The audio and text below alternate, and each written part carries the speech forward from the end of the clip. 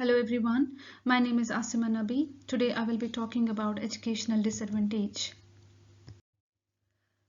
We all are familiar with the disadvantages and challenge that everyone all over the world is facing. Despite more advancement and positive approach by educational institutes and from the government, we are still failing. The main question is, are we failing our kids? Thinking back to a time at school, what was it like? The main objective of education was to bring individuals to a complete understanding of what it is to be a human being. The main purpose was simple: to intellect, to contribute to the economy, to generate an effective workforce, to educate students for a job or vocation, and to promote a specific social or political system. Now the question arises, are we attaining these objectives in today's world? If not, that is what leads to an educational disadvantage. Let's talk about what is an educational disadvantage. According to the Education Act 1998, the impediments to education arising from social, economic, cultural, and symbolic disadvantage which prevent students from deriving appropriate benefits from education in schools. So the definition itself proposes that children are disadvantaged when there are gaps between the abilities and characteristics that children acquire from the economy, society, culturally and symbolically that is connected to the development of children's competencies. And there is a huge contrast. Why? Because we are living in a society surrounded by so many barriers. Let's understand the barriers. Number one is economic barrier. It refers to anything that restricts access to or diminishes the value of education, which includes poverty, unemployment rates, insufficient access to public services. For example, according to the Indian Poverty Statistics 2021, poverty in India is 20.8%, means 6% of Indian population is poor and cannot access higher education.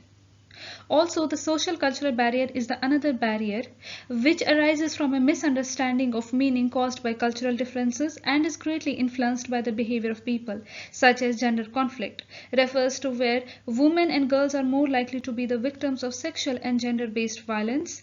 Also, women are promoted less often than men. Religious belief is the another barrier, for example baptism, which allows school to use religion as a selection criteria in school, and it is often going on in Ireland as well. Language is the third barrier, which is the barrier for those students who try to learn a second language and often find struggling to express themselves if they do not have a full command of that language. Racism refers to the barrier for those students who are black in color, who may often experience microaggression and censoring from their peers. The caste system refers to the barriers for those students who especially are from Dalit communities and are often criticized from the education system as they are deemed to be unworthy of education. Symbolic capital is the last barrier, which is defined as a capital of honorability, such as status. People who are wealthy are considered as high status than those who do not have wealth. According to the UNESCO report of 2017 to 18, 35 of the world's illiterate population resides in India, which means because 20 to 22% of the Indian population falls under the poverty line and half of the population lacks basic literacy skills. The reason are in front of you. Who are the groups that are underrepresented in schools, universities, and colleges? Number one is BIPOC, people with black, indigenous, and people of color.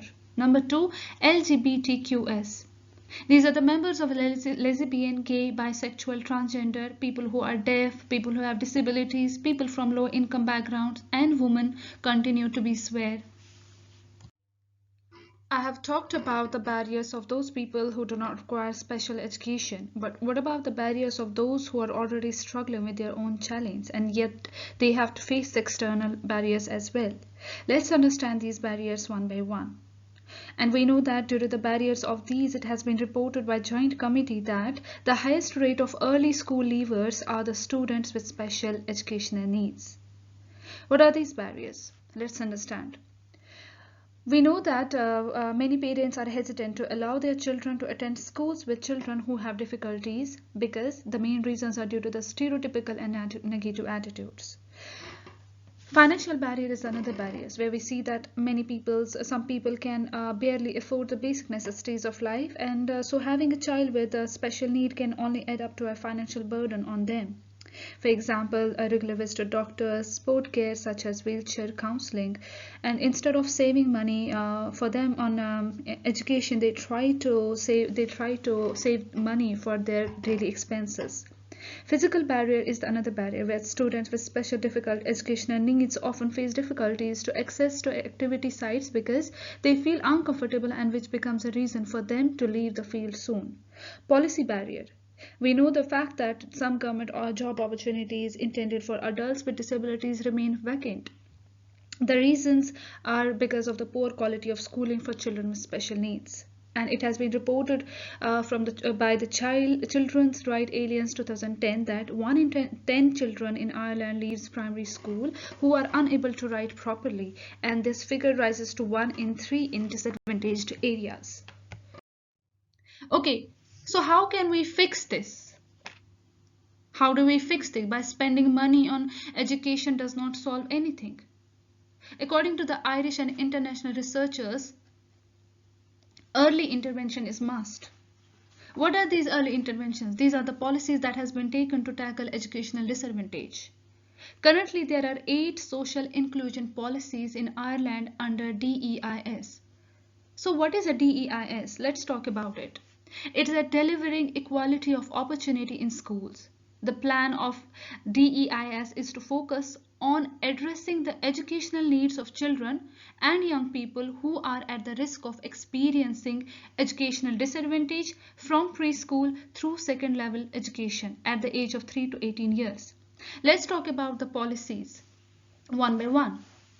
Homeschool Community License Scheme is a policy where the objective is to coordinate with the teachers and parents of those students who are experiencing educational disadvantage because of economic or social disadvantage. The another policy is School Completion Program. This policy targets those young people who are at the risk of early school leavers. Sport Teacher Project is another policy. The objective of it is to target individual people or small group of peoples for additional support or attention.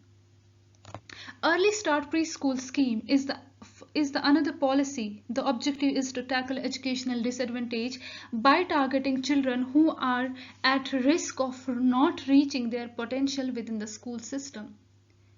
Giving Children an Even Break is a program designed to support children and young people who have experienced change in their lives, brought on by the loss of someone significant through life events such as bereavement or family breakup. Breaking the Cycle is also the another policy that provides additional funding for materials or local initiatives. Disadvantaged Area Scheme is the policy that provides supplementary capitation for running cost, building, grants, etc. Here, the schools were assessed for particular in the program on the basis of socio-economic and educational indicators.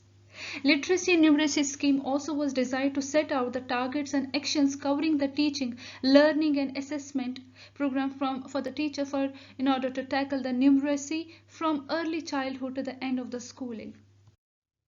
So that was all the policies that I have talked about. Now, what are the other initiatives taken in terms of budget in Ireland to tackle ESL and educational disadvantage? As we know that ESL and educational disadvantage is a major concern in Ireland, and it affects young males more than young women, particularly travelling community. It has been reported that 16% of traveller children have dropped out of primary school.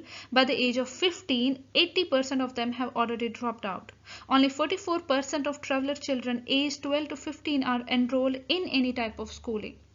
The National Development Plan, which has an overall budget of 40 billion, has allocated 5.35 billion of the total budget to tackle ESL and educational disadvantage. Okay, let's talk about the university that has come forward to support education setting. For that, Trinity Access 21 is the only project in the Irish market that works with students, teachers and schools to help empower every young person to reach their full academic potential. Its aim is to transform the education system and to break down the barriers to students in DEIS by providing the innovative approach to teaching and learning through three core practices, that is, pathways to college, mentoring, and leadership in learning. The goal of TA21 project is to encourage educational attainment and post-secondary progression in places where higher education growth has historically been slow.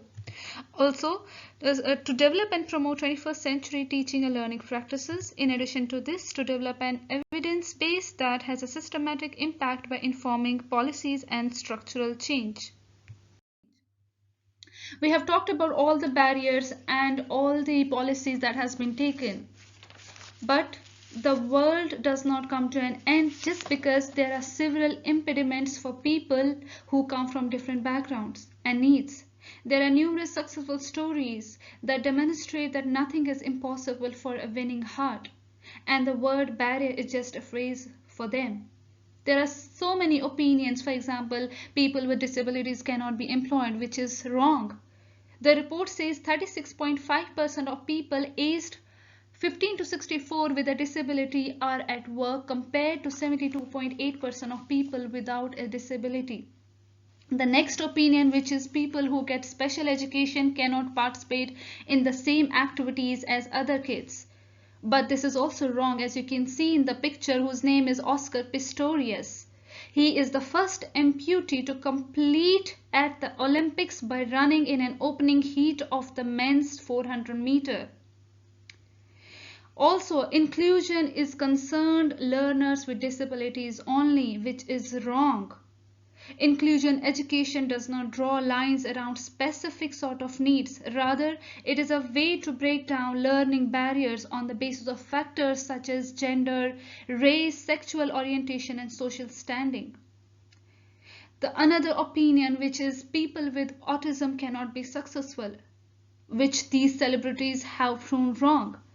Dan Aykroyd, who is a famous actor and film writer, has been diagnosed with Asperger's, which means he has a neurodevelopmental disorder, which means he has a difficulty in social interaction and non-verbal communication. Yet he is a famous actor. Also, the Billie Eilish, who is diagnosed with Tourette syndrome, which means that these people make certain movements or sounds that people do repeatedly. Yet she is a successful singer. And all these barriers does not come their way. They are still successful and living their lives happily. So that was all about my presentation. I hope you have liked it. Thank you so much and all the best.